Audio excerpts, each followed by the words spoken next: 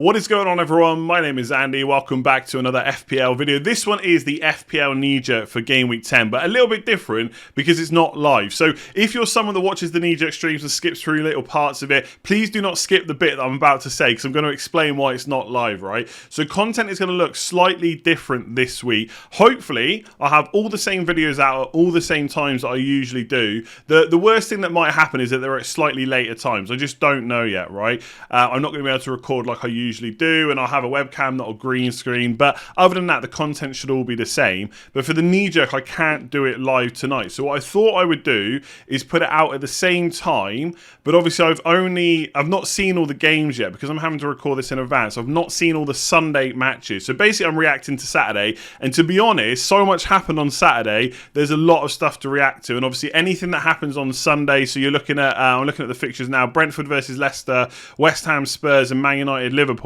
Anything that happens in those games I will talk about obviously throughout the week through all the other content, so I'm not going to miss anything. But this stream doesn't include that, right? And it's nothing to do with my bad score, which I'm just going to bring up now. So I'm only on 14 points, right? No, this was planned all along, that this week would be the week where things would look a little bit different. It's not often I do this, but this week I'm going to. So I'm only on 14 points from 6 players after Saturday. Like literally everything that could go wrong went wrong this week. And it's not just that my team's done bad, lots of other teams have done really well. So I'm going to talk, basically I'm going to do this like a normal Kneejerk stream. I'm going to talk through some of the main talking points, my initial reaction to kind of injuries, and to transfers for my team and stuff like that. It just won't be live, so obviously I won't be able to field any questions, right? So where do we even start? 14 points. I've dropped from 13k to 60.5k. So look, if you said to me pre-season, Andy, you're going to be 60k going into Game Week 10, obviously that might drop a bit more. I don't know what's going to happen on Sunday. Then I'd probably said, yeah, I'm happy with that. That's a pretty good ramp. But when you drop from 13k, that hurts. And the worst thing is, I said on I think it was the team selection video, the final thoughts video, I just had a bad feeling about this week. On the deadline stream, I wasn't happy with my transfer. I don't know, I just wasn't happy with the team, even though it looked quite good. And it just went bad. It just went really bad. So I guess let's look through the matches first of all. So Arsenal, look, Saka started. That was brilliant. If you watch the deadline stream, my freaking power went out with like a minute to go. It literally went out and came straight back on. I just give up with deadline streams. Something always happens. So Saka started, that was good. He then misses a sitter pretty much. That's really frustrating. Smith Rowe outscores him again for a cheaper price. And then Ramsdale loses his clean sheet with like 8 minutes to go. The week just couldn't have started off any worse. Yes, Ramsdale got a save point, and that's nice, but he didn't get the clean sheet. So that's massively frustrating. I still have concerns that that was a mistake going him over Sanchez, but let's see what happens over the next few weeks. The Chelsea game was just like a knock-on from like Lukaku. I was going to captain him in this game, right? I think most of us would. I know there was all the talk about going for Salah because he's in form. I would have definitely captained Lukaku against Norwich, right? For this exact reason. Now, it was a small minority, but people were saying to me, Chelsea can't score goals. Norwich has just kept 2 clean sheets. Like, it's madness. This is why you don't look at small sample sizes. Norwich is still really bad, and Chelsea is still pretty good. I actually think those 7 goals right now probably puts them top for goals scored, although Man City obviously did really well, so possibly not. But it's close anyway. We'll have to see what Liverpool do against Man United. This game was ridiculous. So people got Havertz in. Great move. They captained him. Great move. He blanked, right? And if you don't follow me on Twitter, you'll have missed my tweet. Or if you don't follow me on Instagram, Havertz was the only player in the starting 11, the only player in the starting 11 that blanked. Now, don't try to tell me that he got a clean sheet point. That doesn't count for a midfielder. You have to get at least 4 points to count as a return. So if a midfielder blanks and loses the clean sheet but gets 2 bonus points like De Bruyne did last year and got 4 points, that's a return. A clean sheet point, that doesn't count. You're scraping the barrel if you're going to try and argue that with me.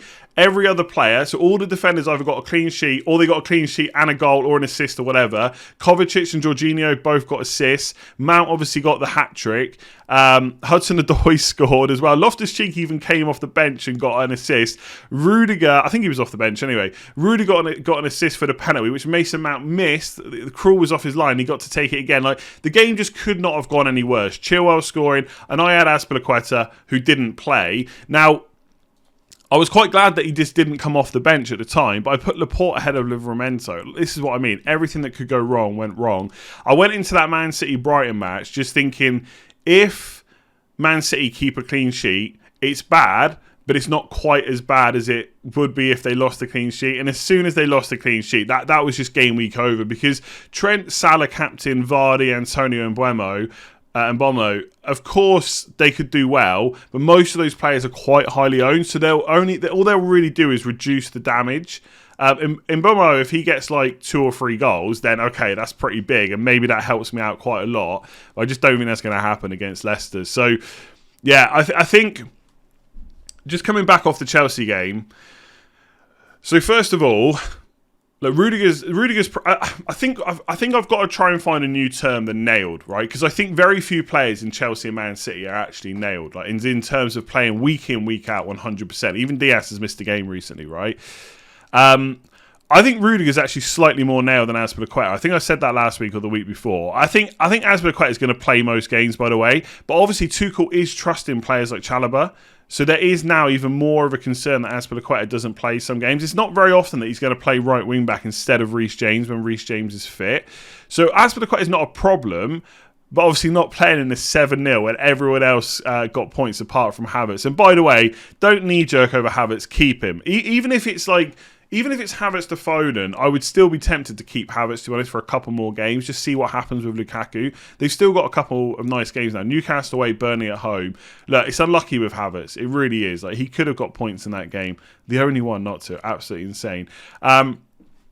But obviously, Chilwell and James showed what they're about. They both got a goal. Chilwell's now got 3 goals in a row. I mean, that is just ridiculous. 3 goals in a row. And as I said last week, I can't even remember what video it was on. But obviously, I spoke about Ben Crellin's tweet where he said, like, Chilwell tends to not come on if he gets benched, whereas James does. So I think Chilwell's probably the one I would go for. But his price has risen last night. So he's now 5.8 million. And when I come on to initial transfer thoughts in a minute, it's getting harder to get Chilwell, so I don't really want to. I don't think there's anything wrong with Reece James. When they both play, they're pretty good. But I think I'd always back Chilwell to score over James. In terms of goals, assists, they're probably both pretty good. So yeah, Chelsea. I was really just willing Norwich to score because I thought, okay, Chilwell and James have got goals, but if they lose the clean sheet, it's not quite as bad. And then Norwich went down to 10 men. It was just like, what? This is this week. I knew it from there. From the Arsenal game and the Chelsea game, it was like whatever. Not much from an FPL point of view, not a huge amount to talk about from Palace and Newcastle, but obviously Benteke scored again. He's fairly cheap, decent. They got not bad fixtures coming up. Callum Wilson, same. I think, look, a lot of you will have St. Maximin. I mean, I was never the biggest fan of St. Maximin, as you know. His goal threat just isn't that high. Wilson is the one to go for if you're going for a Newcastle forward, because he's on penalties as well, right? He's just got more goal threat, simple as that. If I had St. Maximin, would I panic over him? I don't know exactly what the fixtures are like. Let me have a look. Yeah, I mean, Chelsea at home is not great. Brighton away is not even that great either. I mean, this little fixture on here is nice. I don't know if I would keep St. Maximin for it, though, to be honest. It depends if you've got a spare transfer. If you're anything like me, you've got constant injuries coming up, which is another thing that's bugging me, because I had like the Bamford injury that put my transfers forward, and I had to end up wildcard. And look, the wildcard went well straight away, and I don't want to react to just one really bad game week. But then Lukaku gets injured before Norwich. Rafinha's injured before Norwich as well now. We're going to talk about that in a little bit. It just feels like it's constantly a fire to put out rather than just attacking with transfers. But it is what it is. That is FPL. Watford came back against Everton. I mean, there's not really too many players from Everton that I would want anyway. I did say to anyone that's got like Gray or Townsend, it was worth keeping for Watford. But after that, the fixtures aren't great. They're still missing Calvert-Lewin. I don't know if I'd really be going for too many Everton players if I didn't already own them. Interestingly, with Watford, like Sarr nailed on for 90 minutes. Obviously, new manager now. He did come off early. And after he came off, they went and absolutely smashed Everton. So I'm not saying it was because Sarr came off, but we have to monitor his minutes now going forward. I don't think he's going to suddenly be out of the team. I think he's going to start most weeks. But obviously Ranieri just fancied a bit of a change there, and it worked, which is nice. So let's see what happens with Sarr. If you've got him, he's not really a long-term hold anyway, I don't think. Leeds versus Wolves. I watched this game. It was pretty awful, right? Wolves got their goal. They then tried to sit back and defend for most of the game.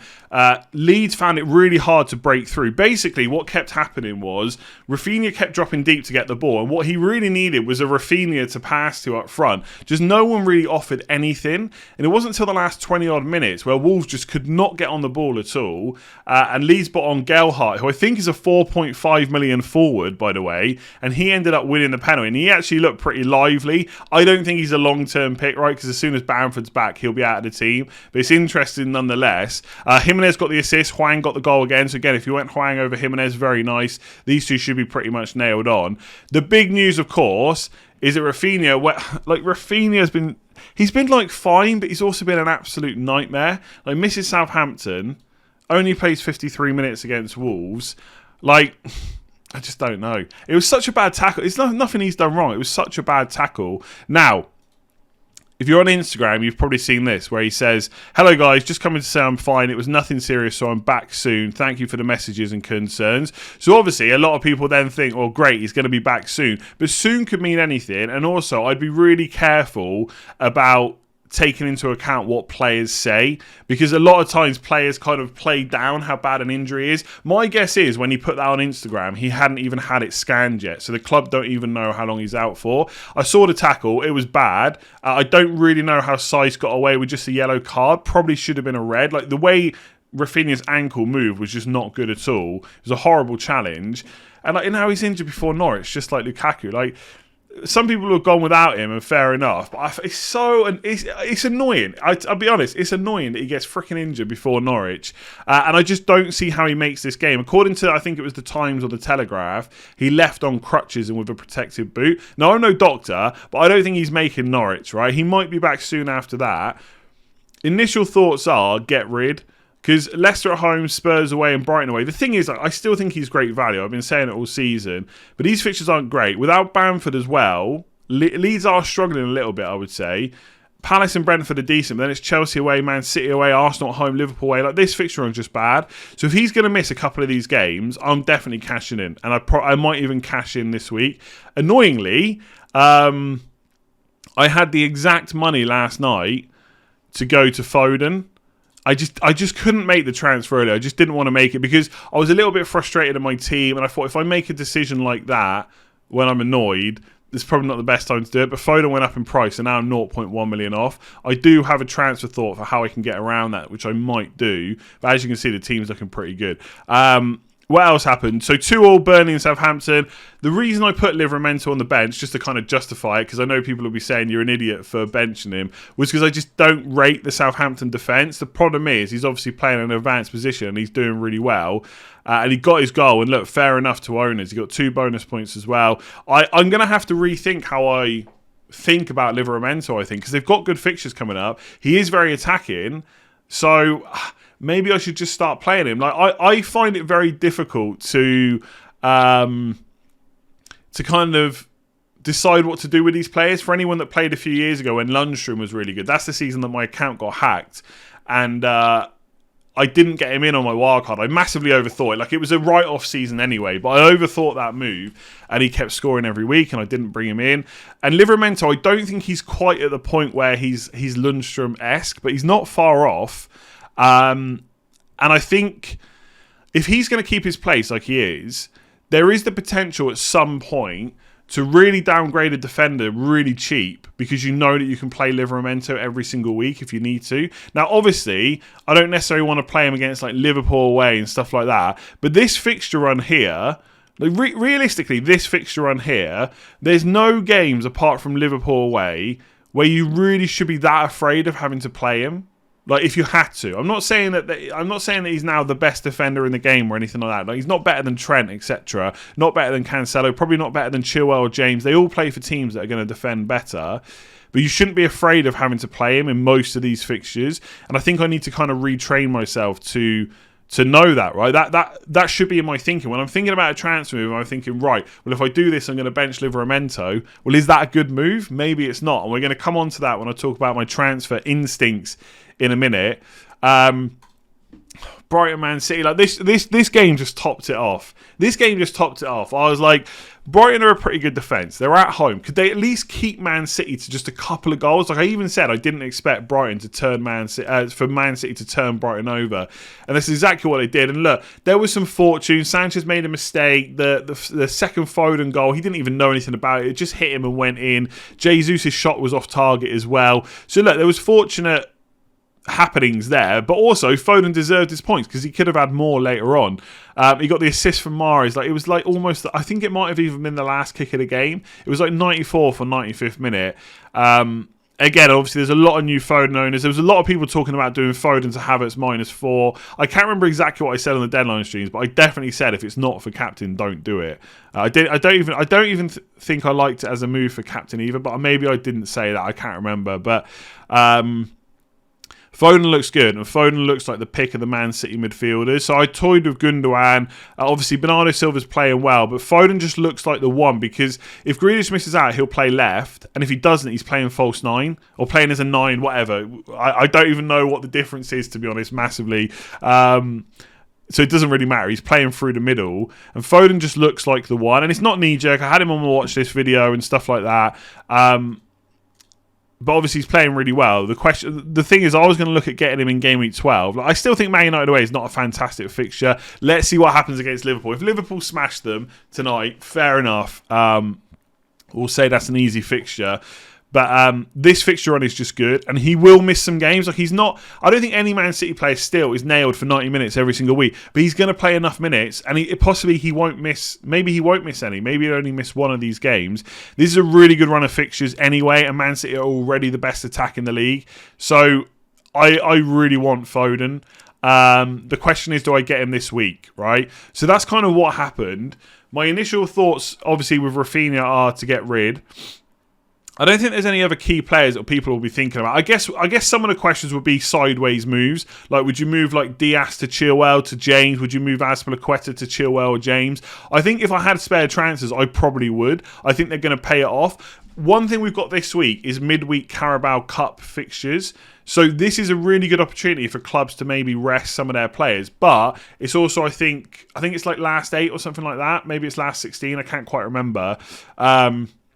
So clubs like Man City always do really well in it. Pep kind of takes it seriously, to be honest. So there's nothing to say that all those players will be rested, like Foden and co.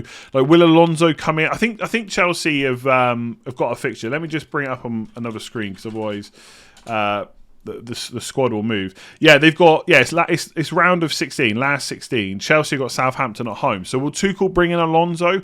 Possibly. If he doesn't, does that mean Chilwell might get rested? I don't know, is the honest answer. But long term, I think they'll pay off. Like I said last week, Chilwell is first choice. That doesn't mean that he's going to play every single week, but he's going to play enough. He's just played League, Champions League. Alonso's done. Alonso's not first choice anymore. Chilwell is obviously not mentally tired anymore. He's physically right up there. He scored 3 and 3. Tuchel's loving him right now. He's the one to get. So I think those sideways moves are good if you haven't got other stuff to deal with. And look, sometimes this happens in FPL. If you've got Rafinha like me, you're now stuck dealing with that. If you haven't, you can maybe make like a sideways move. But I think sideways is quite negative. Like, it's not sideways. You're changing Diaz and Azpilicueta, playing in really good defences, but with very little attacking threat, for players with much more attacking threat. So I think it's worth it. Which Chelsea defender would I go for right now? Chilwell. Which Man City defenders? I think Cancelo's really the only one that's massively attacking. Like, Laporte is. He's a pretty decent set-piece threat, kind of, but he's not nothing to get excited about, I would say. If you've got him, it's fine. But I think Chilwell is the one. Like, Chilwell, from 3 different teams, Trent, Cancelo and Chilwell are probably the 3 best attacking defenders from those 3 teams that are also the best defences as well. So I would possibly look at getting Chilwell in this week. Looking at my team for next week, right now I'm playing Foster over Ramsdale. I don't know how knee-jerky that is. It's not like Watford are keeping plenty of clean sheets, but they are at home. The annoying thing is, for me, it's not even annoying, right? But the thing I've got to try and get my head around is, let's say Rafinha is out, which I think he probably will be, but we don't know yet. But let's say he's out, then I could play Saka, and that team is fine. There's nothing really wrong with it, okay? Yes, it would be nice to have Foden in, but I have to take a hit. So do I want to take a hit to get Foden in when he's got Man United away the week after? I mean, I probably do, to be honest. So I'm waiting to see what happens with Rafinha. The thing is, if Rafinha is fine, basically, this is what it comes down to. If Rafinha is fine, can I really justify a hit for that team? Now, loads of people are going to say yes, just get Foden in, right? Because they don't really want to think about it too much. But I've got Trent against Brighton. That's perfectly fine. I've got Livramento. I'm actually playing him probably over Laporte. I mean, my gut instinct is to play Laporte, but Livramento's so attacking, I'm probably going to play him. Cancelo, I've got to play him against Palace at home. Rafinha, if he's fit, I've got to play him against Norwich. And Bomo against Burnley is great. Salah's obviously the captain. Vardy I'm not getting rid of. Antonio's got Villa, who just got 3 score past them by Arsenal. And I would say Antonio and Carr are probably a little bit better. At least up there with Arsenal. And Jimenez, okay, he's not that exciting, I guess, but he's got Everton at home. So there's nothing wrong with these players, right? If Rafinha's out, though, it's a different story. I could just bench him and play Saka or play Laporte, but I feel like I'm getting a little bit left behind. I've wildcarded 2 weeks ago. I did it in a week where we didn't even know if Chilwell was going to be first choice. We didn't know if Reece James was going to play, and I don't think he did. So I had to go Azpilicueta and Rudiger, and that looked fine at the time, and it was. I had that really good rank increase after the wildcard, but now it looks like I'm behind everyone else that's wildcarded in Game Week 8 and Game Week 9, and they've gone for Chilwell, they've gone for James, and suddenly that looks really good. Now, I don't want to knee-jerk too much because Norwich at home is obviously one of the best fixtures you can get, but Newcastle away and Burnley at home are also pretty good. So here's what I'm thinking. If Rafinha, and bearing in mind I'm probably going to play 4-3-3 this year, I'm probably going to bench Saka, and I'm probably going to play Saka for Watford at home, because in Game Week 11, Man City do play Man United away, and Livramento has Villa at home, so it's not bad, but basically I'm going to bench Laporte and play Saka, and I'm probably going to... I don't know who else I'm going to bench. One of Livramento or Cancelo, basically, in Game Week 11. So Saka's actually quite nice to hold for that Watford game. Again, I don't think you have to hold him if you've got other plans for him, because long-term I don't really necessarily want him either. But for now, I'm in no rush to get rid of him. So if Rafinha is injured, I think I'm going to take a hit this week. Bearing in mind, I don't really need to. Like, if Rafinha was injured, I could just do this. Or I could just do this. And it'd probably be fine. But I am I'm not a panic, but I do kind of really want Foden. So if Rafinha's out, I can't afford it in one move, which is really annoying. If I could afford it in one move, I would definitely do it. And maybe I should have done it last night. Maybe I should have done it. But I just thought with midweek games, if Rafinha happens to be back for Norwich, I'm going to massively regret getting rid of him. So I'm 0.1 million off. There's a few ways I could do it. I could do Saka down to Smith Rowe and just bank not whatever. I think Smith Rowe's 5.4 or something like that. Let me just see. Smith Rowe is where of course he's at the top because he's smashing everyone else. 5.4. So I'd bank 0.8 million off that move, and that would possibly help me with future moves. So I could do Laporte to Chilwell, for example.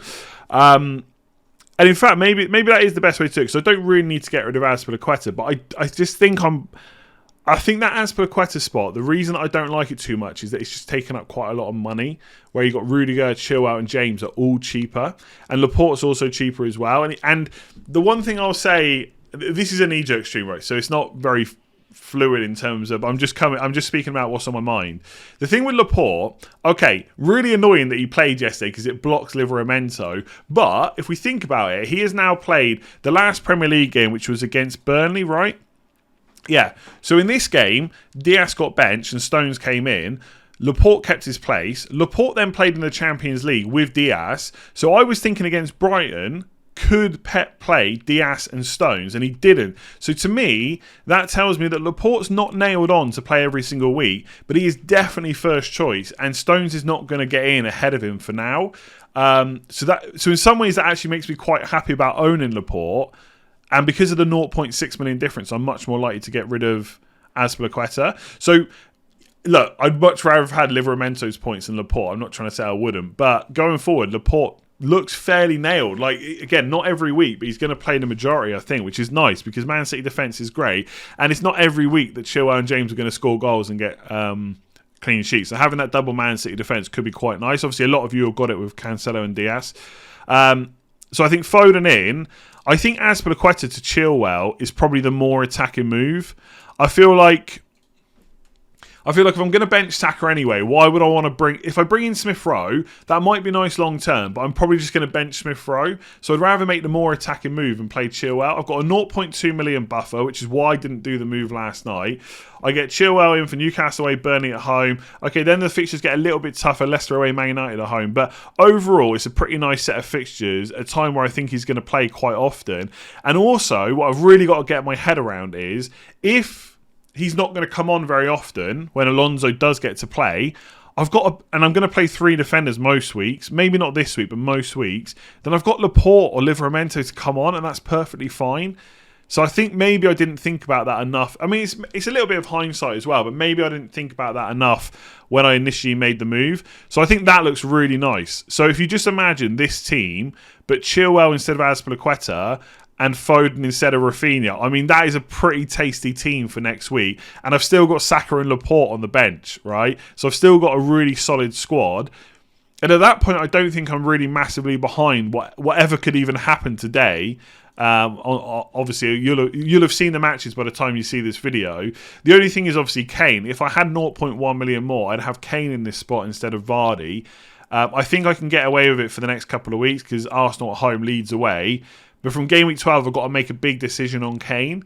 Because he's got Leeds at home and then good run of fixtures. But Vardy's also got a good set of fixtures. So I'm going to play that one by ear.